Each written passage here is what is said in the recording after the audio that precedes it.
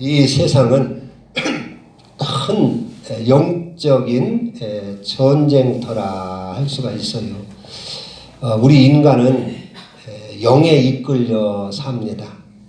그래서 자유주의, 민주주의가 있고 공산주의가 있고 그래요. 저런 동물에게는 동물이 뭐 나는 민주주의다, 나는 공산주의다, 나는 뭐 사회주의다 그렇게 하지는 않지요. 우리 사람만 그렇게 편가르기를 하고 다투고 투쟁을 합니다. 그것은 우리 인간의 영이 있기 때문에 그런 줄로 믿습니다. 그래서 어떤 영의 이끌림을 받느냐 하는 것입니다. 그래서 어느 영의 이끌림을 받느냐에 따라서 우리가 살기도 하고 죽기도 하고 또 잘 되기도 하고 못 되기도 한다 하는 것입니다.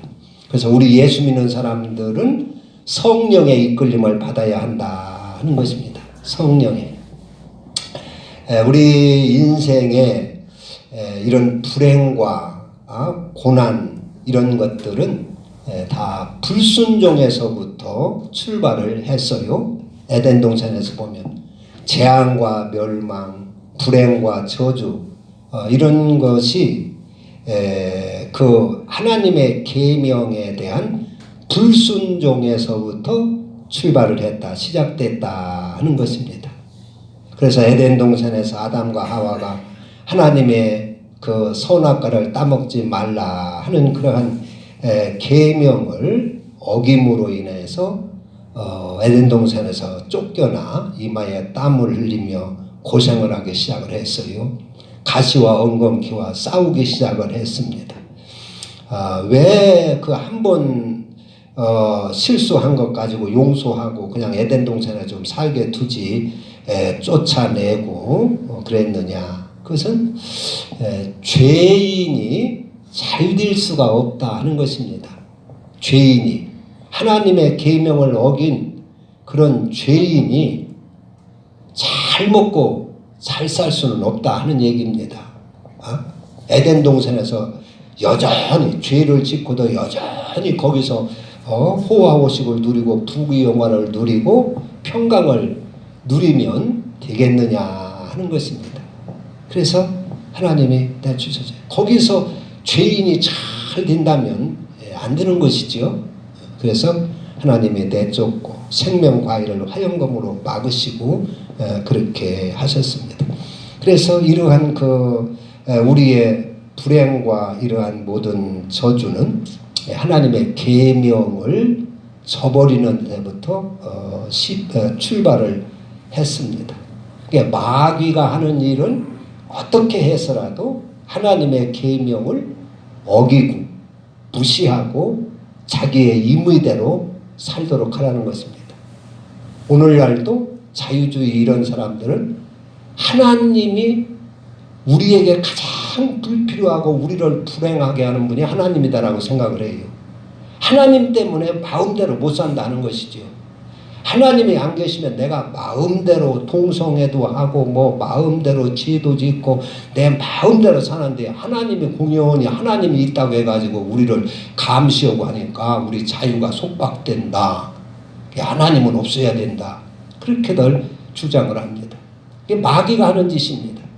마귀는 하나님을 무시하게 하고 하나님의 계명을 저버리게 하고 그래가지고 자기의 임의대로 이렇게 살게 하는 것입니다. 믿음이라 하는 것은 우리가 에덴 동산에서 하나님의 계명을 무시하고 하나님의 계명을 무시하고 내 임의대로 살았잖아요. 그래서 믿음으로 산다 하는 것은 그 무시했던 하나님의 계명 안에 들어와서 그 계명에 순종하며 하나님을 섬기고 순종하며 사는 것을 믿음으로 사는 것이다 하는 것입니다. 그러니까 믿음이 아니면은 하나님의 계명을 무시하고 살고 믿음으로 산다 하는 말은 하나님의 계명 안에 들어와서 계명을 지키며 하나님을 따라 사는 것을 믿음으로 사는 것이다 하는 것입니다. 우리는 믿습니다. 무조건 믿음으로 살면 무조건 계명을 다 무시하고 그냥 마음으로 입으로만 믿습니다. 주여 주여 찾고 살면 그게 믿음으로 사는 것인 줄 아는데 그 원리를 에덴 동산에서 가만히 한번 생각해 보세요. 믿음으로 살다가 마귀의 유혹에 넘어가서 하나님의 계명을 저버리고 믿음을 떠났단 말이에요. 다시 돌아오려면 어떻게 해야 되겠어요? 그건 다시 믿음으로 돌아오려면 하나님의 계명을 지켜야 되지요. 하나님의 계명을 지키고 하나님의 말씀에 순종하며 하나님을 잘 따라 사는 것이 믿음으로 사는 것이다 하는 것입니다. 믿음으로. 그래서 아브라함을 우리가 믿음의 조상이라 하는데 그게 믿음의 조상이라 믿음의 그 본복이라 그런 얘기입니다. 아브라함이 믿음의 조상이라 하는 말은 믿음의 본복이다. 믿음의 모범생이다. 그분을 믿는다고 하는 것은 그분을 따르는 것을 그분을 본받아 사는 것을 말한다 하는 것입니다. 그래서 아브라함은 순종함으로 믿음의 조상이 되었어요. 갈대아 우르를 떠나라. 네 본토 친척 아비 집을 떠나 내가 네게 지시할 땅으로 가라. 그 말씀에 아브라함은 갈 바를 알지 못하지만은 순종해서 고향 아비 집을 떠나서 순종에 따라갔어요. 하나님의 영의 인도를 받아 갔습니다. 그러니까 하나님께서 그를 참으로 애지중지 사랑하시고 그를 지키고 보호하십니다. 어디를 가도 그를 하나님께서 지키시고 보호하십니다. 아브라함한테 네 백세에 얻은 네 독자 이삭을 번제로 드려라 하니까 자기 생명보다도 더 귀한 아들을 하나님께 번제로 드리면서 순종을 하는 것입니다. 그게 믿음으로 사는 것입니다. 그래서 하나님께서는 그 아브라함의 그 순종하는 믿음을 의로 여기셨다. 그래요. 의로 여기셨다. 그게 믿음입니다. 우리가 에덴 동산에서 하나님의 계명을 주셨는데 에덴 동산에서 주신 하나님의 계명은 우리의 생명을 보호하기 위한 그런 울타리의 성격인 계명을 주셨어요. 그러니까 악이 많으니까 사단의 유혹이 있고 사단의 악이 에덴 동산에서도 악이 있으니까 그 악으로부터 우리의 생명을 보호하시고 지키시기 위하여 계명을 주셨습니다. 그게 선악과 계명입니다. 선악과를 따먹지 말라. 그러니까 우리가 그때는 생명을 잃어버리질 않았지요. 생명이 있는데 그 생명을 잃지 않도록 보호하기 위하여 주신 계명을 주신 것입니다. 그러나 죄를 지은 다음에 하나님의 계명을 어기고 선악과를 따먹은 다음에 하나님이 또 계명을 주셔요. 너는 이마에 땀을 흘리며 또 가시와 엉겅퀴와 싸우며 그렇게 살아야 할 거라. 여자에게는 해산의 수고를 하며 살아야 할 것이라. 계명을 주시는데 그 계명은 뭐요? 우리가 사망에 빠진 우리를 건져내기 위한 생명줄로서의 성격입니다. 그래서 에덴 동산에서 죄 짓기 전에 주신 계명은 우리의 생명을 지키고 보호하시기, 악에 빠지지 않도록 보호하시기 위하여 주신 계명이고, 우리가 죄진 다음에는, 우리가 사망에 빠진 다음에는 사망에서 건지시기 위하여, 물에 빠진 사람 건져내려고 밧줄을 던지는 것처럼 우리를 사망에 빠진 우리를 건져내시기 위하여 계명을 주셨습니다. 그래서 그 계명을, 하나님의 그 계명을 지키면 그 생명을 얻고 사는 것입니다. 그걸 이렇게 잘 구분을 할 수가 있어야 되죠. 그거는 우리는 그래서 율법과 복음을 잘 아셔야 분별을 할 수가 있어야 됩니다.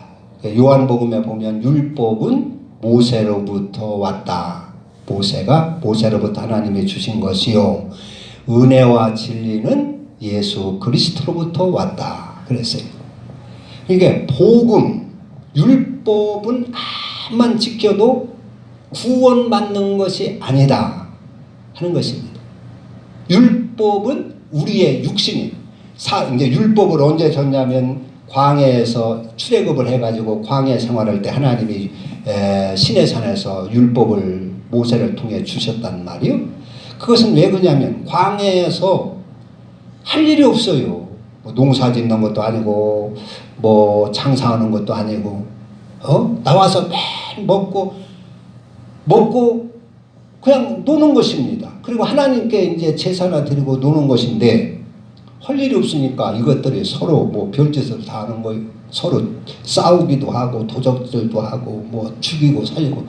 그래서 하나님이 우리의 육신의 삶을 악한 자로부터 편안하게 살도록 보호하기 위하여 주신 것이 계명입니다.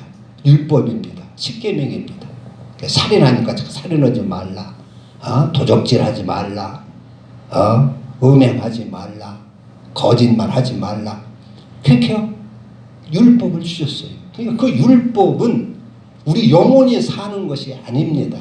그건 우리의 육신의 삶이 악한 자로부터 침해받지 아니하고 편안하게 살 수 있도록 주신 계명입니다. 그래서 그 율법을 어기면 죽습니다. 돌에 맞아 죽어야 됩니다. 오늘날도 율법을 어기면 감옥에 끌려가야 됩니다. 살인죄를 저지르면 감옥에 끌려갑니다. 도둑질을 하다 걸리면 감옥에 끌려갑니다. 그게 율법입니다. 그게 율법은 안 믿는 사람도 다 지키고 살아야 됩니다. 그게 율법은 당장 우리의 육체가 구속을 당하니까 사람들이 율법은 대단한 걸로 여겨요. 그러나 율법은 그 아무것도 아닌 것입니다. 그건 사람이라면 반드시 다 지키고 살아야 하는 것이 율법입니다. 할렐루야. 안 믿는 사람도 지켜야지 안 지키면 끌려가는 것이. 그러니까 복음은 뭐냐? 율법과 복음. 복음은 영혼이 사는 것을 복음이라 합니다. 그러니까 죽은 우리가 산다 하는 소식이 복음이에요. 그게 사는 거, 영혼이 사는 거. 영혼이 산다. 그게 그래서 우리는 보통 복음 하면은 사람들이 예수님 십자가를 생각을 해요. 예수가 십자가에서 우리를 대신해서 죽었으니까 그거 믿는 것이 복음이다. 그거 믿으면 구원받으니까 그게 복음이다. 자, 그렇게 그냥 아주 수박 겉핥기식으로 그렇게 쉽게 이해를 하고 있는데, 복음이라고 하는 것은 영혼이 사는 것을 말합니다. 영혼이 산다고 하는 것은 내가 딴 사람이 사는 것보다 내가 살아야 되는 거 아닙니까? 그게 복음이 아니에요. 그게 복음이지요. 내가 죽어 있는데 너 산다 하면 그게 얼마나 기쁩니까? 내가 살아야 되는데, 복음이 산다고 하는 말이 뭐요? 죄에서 건진받는 것이요, 내 영혼이 하나님의 형상으로 회복이 되는 것을 말하는 것입니다. 그게 사는 것입니다. 내 영혼이. 그러니까 율법은 살인하지 말라, 도적질하지 말라, 간음하지 말라 그러는데 복음은 뭐요? 예수님께서 친히 삶으로 보여주셨어요. 복음은 예수님이 오셔서 친히 말씀으로 가르치시고 산상보훈으로 팔복으로 가르치시고 삶으로 보여주시고 그렇게 하셨어요. 그리고 예수님이 떠날 때는 성령을 보내주셔서 그 복음 진리로 우리를 잘 인도하도록 그렇게 했어요. 오늘도 여기 보면 성령이 오시면 너희를 모든 진리 가운데로 13절에 그러나 진리의 성령이 오시면 그가 너희를 모든 진리 가운데로 인도하시리니. 그래서 진리. 그러니까 복음이라고 하는 것은 내 영혼이 사는 것을 말합니다. 산다고 하는 것은 뭐요? 내 영혼이 하나님의 형상으로 회복되는 것을 말하는 것입니다. 가뭄 들어가지고 식물이 시들시들 말라 들어갈 때 물을 주면 막 살아나는 것처럼 내 영혼이, 죄로 죽은 내 영혼이 살아나는 것이야, 그 말입니다. 그게 복음입니다. 살아나게 하는 것이 복음입니다. 살리는 것이. 그냥 막연히 너 예수가 십자가에 달리셨으니까 그거 믿으면 구원받는 거요. 그렇게 너무 그 아주 피상적으로만 알면 큰일 납니다. 내 영혼이 믿는 것도 내 영혼이 살도록 믿어야 되지, 그냥 외식적으로 형식적으로 입으로만 믿습니다 해갖고는 안 된다, 그런 얘기요. 내 영혼이 예수를 믿는다면 내 영혼이 살아나야 된다, 그런 얘기입니다. 그러면 그것은 뭐요? 하나님의 형상으로 희복되는 것을 말하는 것입니다. 하나님의 형상이었던 우리가 에덴 동산에서 죄를 짐으로 가뭄 들어가지고 시들시들해가지고 생명 잃어가지고 시들시들해가지고 육만 살아나서 악만 자라나고 그렇게 한 우리가 그렇게 살아나는 것, 악이 버려지고 악의 뿌리 뽑혀지고 악에서 의로 진리로 살아나는 것, 그게 이제 복음입니다. 이게 복음. 그래서 이 복음을 바로 잘 알아야 됩니다. 예수님이 이 땅에 오셔서 공생애를 시작할 때는 유대 나라가 아주 엄격한 율법 사회였어요. 그래서 율법이 모든 삶의 기준이었어요. 옳고 그름의 판단의 기준이 율법이었어요. 율법의 의와 죄를 판단하는 그러한 기준이 되었어요. 그래서 사람들의 율법의 사회였어요. 엄격하게 율법을. 율법의 원래 의도는, 법의 정신은, 율법을 주신 하나님의 의도는 악한 자로부터 우리를 편안하게 침해받지 않고 피해받지 않고 상처받지 않고 우리가 악한 자로부터 우리가 잘 보호되고, 그래서 육신의 그 삶을 편안하게 할 수 있도록 그렇게 주신 것인데, 이것이 어떻게 잘못돼 가지고 이 율법이 너무 엄격해 가지고 사람을 더 힘들게 만드는 거예요. 사람을. 율법 때문에.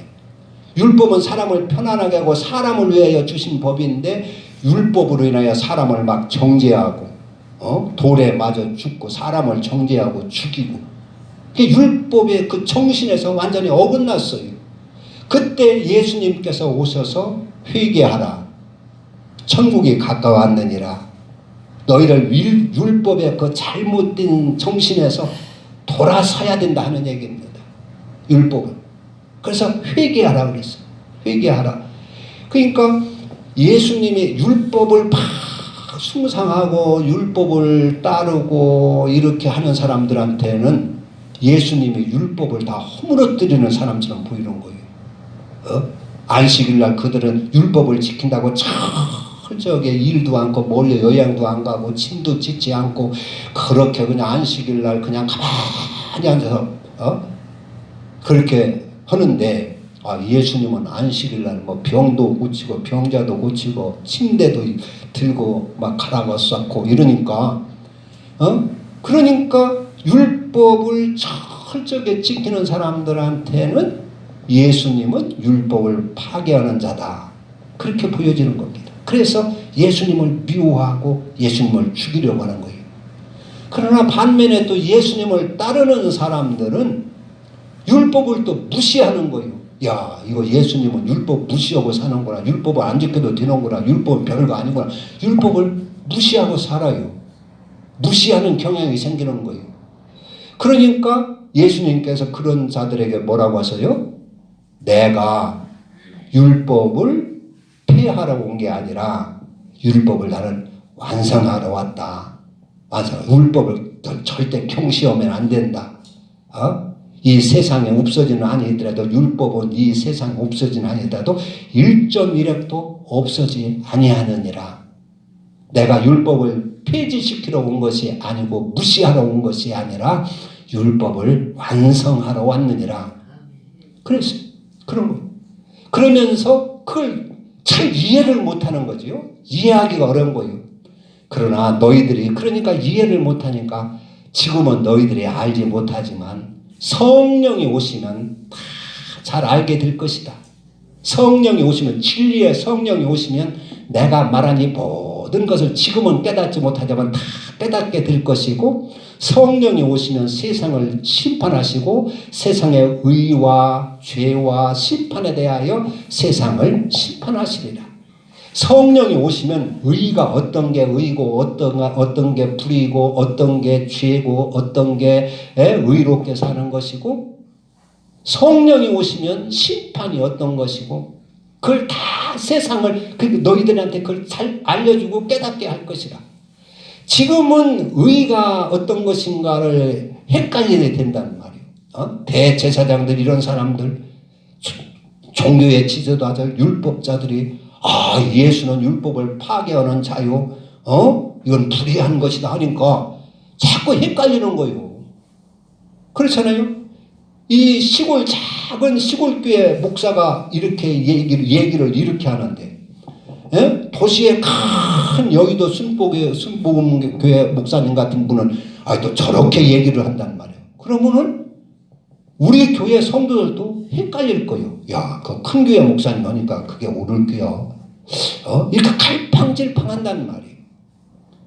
그러니까 예수님 때도 그렇게 한 거예요. 예수님은 이렇게 이것이 의다 하는데 바리새인들이나 당시의 지도자들은 예수님을 율법을 파괴하는 자요, 잘못된 자라고 정죄하고 이러니까 헷갈리는 거예요. 그래서 성령이 오시면 그것을 너희들한테 잘 알려주고 너희들이 깨닫게 될 것이다 하는 얘기입니다. 그래서 오늘 거기 8절부터 하시는 말씀이 그 말씀이에요. 그가 와서 죄에 대하여, 성령이 오셔서 내가 너희들에게 성령을 보내리니 성령이 와서 죄에 대하여, 의에 대하여, 심판에 대하여 세상을 책망하시리라. 죄에 대하여라 하면 그들이 나를 믿지 아니하며. 이게 죄가 가장 큰 죄가 뭐요? 예수를 안 믿는 것이 죄다 하는 것입니다. 죄라 대하여. 근데 이 당시의 사람들은 예수 믿는 사람의 죄인으로 몰리는 거예요. 헷갈리는 거예요. 그러나 죄에 대해서 성령이 오시면 예수 안 믿는 것이 죄라고 하는 것을 잘 깨닫게 해주실 것이다. 그런 얘기입니다. 죄에 대하여라 하면 나를 믿지 아니하며.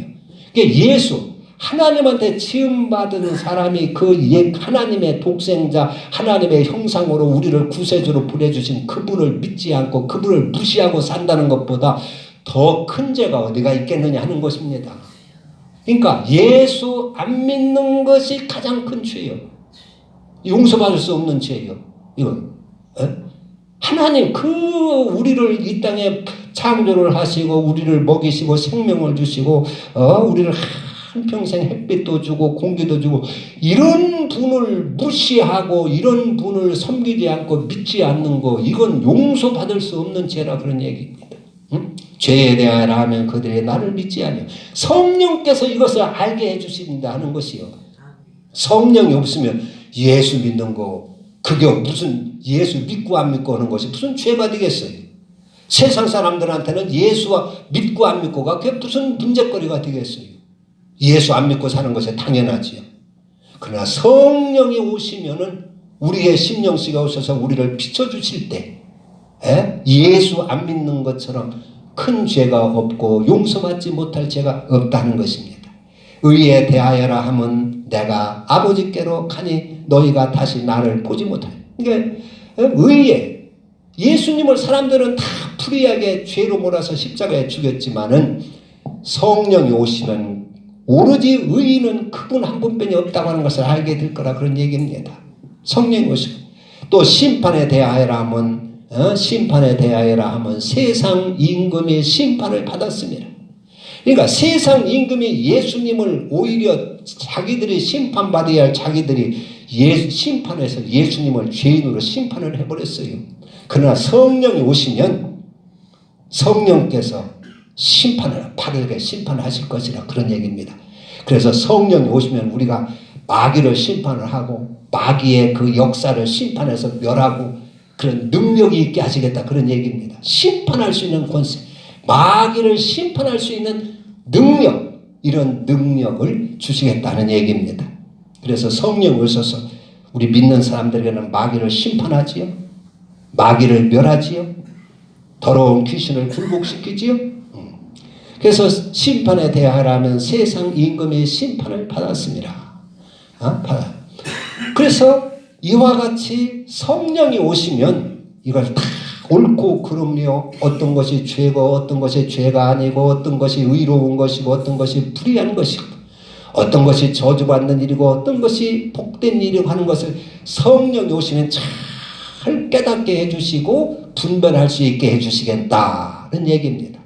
그래서 그 성령이 오시면 우리를 진리로 인도하신다, 그런 얘기예요. 진리로 인도한다 하는 얘기가 뭐냐면 우리를 진리로 잘 인도하셔서 진리의 사람이 되게 만들겠다는 얘기입니다. 거기 13절에 그러나 진리의 성령이 오시면 그가 너희를 모든 진리 가운데로 인도하시리니. 성령은 우리를 진리로 인도하셔서 진리의 사람 되게 하시는 분이 성령입니다. 성령 받았다 해서 공연히 방언이나 랄랄라 하고 끝나고 그러면 안 되는 것입니다. 성령 받았다고 귀신이나 쫓고 그걸로 끝나면 안 되는 것입니다. 오늘날 어떤 교단들은 막 귀신 쫓는 걸 전업을 하고 그것으로 그냥 끝내고 하는 그런 교단도 있고 그런 교회도 있어요. 막 쓰러뜨리고 그걸로 끝나면 안 되는 것이요. 우리를 진리의 사람이 되게 만들어야 되는 것입니다. 할렐루야.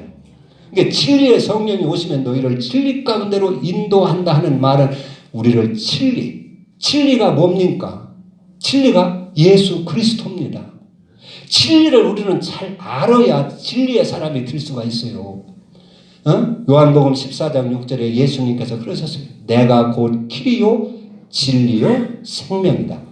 그러니까 예수님이 가르쳐 주신 그 말씀이 진리고 예수님께서 삶으로 보여주신 그분의 삶이 진리고 그분이 우리를 경험하게 한 그것이 진리입니다. 진리는 간단히 얘기하면 하늘나라 삶의 복도입니다. 하늘나라 삶의 도. 예수님은 우리에게 그걸 보여주셨어요. 영원히 하늘나라에서 살 수 있는 삶의 도. 예수님이 이 땅에서 무슨 삶을 보여주셨습니까? 나를 위하여 사는 삶이 아니라 남을 위하여 사는 삶을 보여주셨어요. 그분은 자기가 출세하기 위하여 막 남을 모아먹거나 거짓말하고 남을 헐뜯거나 자기 무슨 욕망을 소원을 이루기 위해서 그렇게 애쓴 적이 한 번도 없어요. 그분은 다 남을 위하여 사셨어요. 나보다 남을 먼저 생각하고 나를 위해 사는 것이 아니라 하나님을 위해 살고 우리 인간을 구원하기 위해 살고 그게 천국의 삶의 도입니다. 그게 하늘나라 문화입니다. 하늘나라 문화. 그것이 우리가 영원히 우리 구원받은 성도들이 하늘나라 가서 지키고 살아야 할 도입니다. 그게 나를 희생해서 남을 살리는 주님의 삶이 그게 진리입니다. 그게 진리예요. 세상에서는 그게 진리가 아니죠. 나부터 살아야 되지. 이 세상에는 그게 진리일 거예요. 오히려 나부터 살아야 되지. 어떻게 나를 희생하고 저를 살려. 그러나 예수님의 삶은 자기를 희생해서 우리를 사셨습니다. 우리를 위해 희생하셨습니다. 우리를 살리셨습니다. 그게 하늘나라 삶의 도입니다. 진리라고 하는 것은 하나님 말씀이요. 진리라고 하는 것은 성령의 열매요. 진리라고 하는 것은 성령의 성령은 우리를 진리 가운데로 인도합니다. 예수님은 진리시였습니다. 진리. 그래서 성령이나 예수님의 삶의 모습이나 그분의 가르침이나 이 모든 것이 우리를 진리로 인도하는데 그게 무슨 말이냐면 우리를 하나님의 형상으로 희복시키는 걸 말합니다. 희복. 그게 하나님의 형상인 것입니다. 그래서 갈라디아서 5장 22절에도 성령의 열매는 뭐요? 사랑과 의락과 화평과 오래 참음과 양선과 자비와 충성과 온유와 절제니라. 이게 성령의 열매요. 이것이 하나님의 형상입니다. 성령은 이런 사람으로 만들기 위하여 오셨습니다. 이런 사람으로 만들기 위하여 역사하시는 분이십니다. 그냥 방언이라고 귀신이나 사람이나 쓰러뜨려서 귀신이나 쫓고 그걸로 끝나면 안 되는 것입니다. 성령은 성령은 진리 가운데로 우리를 인도하시면서 우리를 진리의 사람으로 하나님의 형상으로 회복시키는 것이 성령이십니다. 그래서 하나님 아버지는 우리가 섬겨야 할 하나님, 예수 그리스도는 우리가 믿어야 할 하나님, 성령은 우리가 순종하고 따라야 할 하나님이신 것입니다. 예수님은 이 땅에 오셔서 객관적으로 우리에게 진리를 보여주시고 진리를 가르치시고 하나님의 형상으로 하는 그 진리를 우리에게 가르치시고 보여주시고 가셨어요. 그리고 내가 가는 것이 너희에게 유익하다. 내가 가지 아니하면 성령이 오시지 않는다. 내가 가면 성령이 너희에게 오시리니 그가 오시면 너희를 진리 가운데로 인도하시리라. 그래서 성령님은 예수님의 사역을 이어받아 가지고 예수님이 하신 그 교훈과 보여주신 그 삶과 그 교훈과 가르침을 우리가 직접 우리를 감동시켜서 그대로 열매를 맺게 인도하시는 분이 성령이십니다. 그러니까 다 어떻게 성경 말씀 전체가 알고 보면 하나님의 형상을 회복시키는 일인 것입니다. 그게 진리요, 그게 성령이십니다. 그래서 우리는 성령을 받으라 그랬어요. 성령이 아니면 우리를 진리로 인도할 자가 없는 것이요, 깨닫게 할 자가 없는 것이요. 우리가 이것을 믿게 되고 이것을 깨닫게 되고 이것을 하는 것은 성령의 역사입니다. 내가 그리스도를 받고 그리스도를 믿고 그리스도를 사모하게 되고 따르게 하는 것은 성령의 역사입니다. 그래서 이 성령은 우리를 진리로 인도하는 영이요, 우리를 살리는 영이요, 우리를 축복받게 하는 영이니까 우리가 세상의 악한 영의 인도를 받을 것이 아니라 성령의 인도를 받아야 되는 것입니다. 성령이 나를 주관하게 하셔야 되는 것입니다. 성령의 인도를 받고 성령의 지도를 받고 사는 것이 신앙생활이요, 예수 믿는 사람이다 하는 것입니다. 세상에는 많은 영들이 있어요. 영의 전쟁터입니다. 김일성을 추종하는 사람은 주사파라고 하는 그것도 하나의 일종의 영입니다. 영. 우리 이 세상에는 우리를 죽이는 영이 너무나 많이 있습니다. 우리를 진리로 인도하시고 살리는 영은 그리스도의 영이요, 예수의 영이요, 성령이신 줄로 믿습니다. 우리 예수 믿는 사람들한테는 그래서 주님께서 성령을 보내주셔서 성령을 받고 성령의 인도를 받으라 하였습니다. 그래서 진리의 사람이 되고 하나님의 형상에 회복이 돼서 영생을 얻도록 그렇게 하셨습니다. 기도합니다. 하나님 아버지, 주님께서는